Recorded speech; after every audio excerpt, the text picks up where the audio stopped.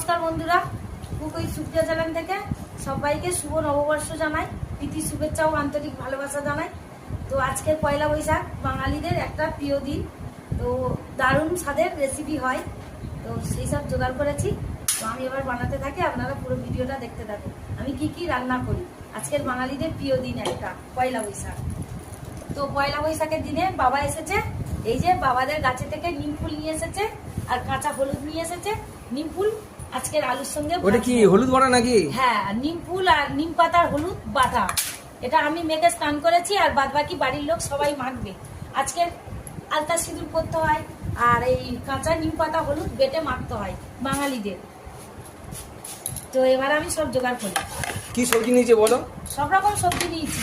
এখানে উচ্ছে, টমেটো, আলু আছে, এখানে বেগুন, পটল, একটু পেঁপিয়া নিয়েছি ভাজবো, চিচিঙে, ঢেঁড়স, বটবটি, কুমড়ো, কাঁচা আম, আর এই যে বেগুন আছে, পটল আছে, সব রকম। এত কিছু আনাজ? হ্যাঁ, আদা রসুন। আজকে এত রকম আইটেম হবে?